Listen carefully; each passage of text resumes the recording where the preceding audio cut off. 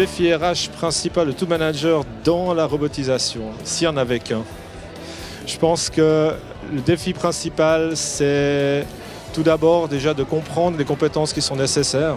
Je pense que le fait d'amener une culture de l'apprentissage, c'est le premier élément. Aujourd'hui, le challenge n'est pas d'une technologie, parce que finalement, cette technologie-là, dans une année, dans 2 ans, dans 3 ans, elle est dépassée. Elle n'est pas d'une seule compétence, elle est de la compétence d'apprendre. Je crois qu'il y a cet élément fondamental, qu'il y a une seule constante aujourd'hui dans la vie, c'est le changement. Et donc, pour pouvoir faire face au changement, il faut être prêt à ce changement-là, et donc être prêt à se former. Quel est le plus grand défi pour les RH en termes de développement du leadership face à la numérisation? Le leadership digital sont en fait des compétences très différenciées. On a besoin de leadership intuitif pour sentir où aller dans un monde qui bouge. À l'inverse, on a besoin d'un management plus cognitif pour organiser les processus d'interface avec les clients.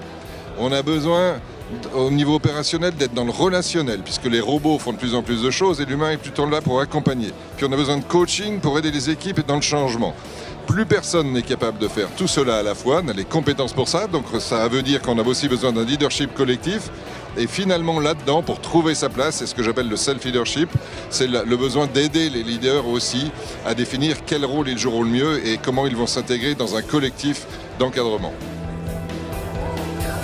Les recommandations que je peux donner aux PME en matière de développement des compétences, en particulier dans le cadre de cette transformation digitale. Le premier, il s'agit de poser le principe de la responsabilité, de la co-responsabilité du développement des compétences entre l'entreprise et les collaborateurs. Deuxième, pouvoir se redéfinir en tant qu'entreprise apprenante, offrant des véritables espaces de développement professionnel. De pouvoir aussi inscrire l'ensemble de ces actions de développement dans un processus qui permet d'assurer la cohérence à ce processus, mais aussi de le piloter. De pouvoir diversifier les différentes formes d'apprentissage tout en favorisant le collectif. Et enfin, promouvoir et vivre des valeurs qui favorisent ce développement des compétences.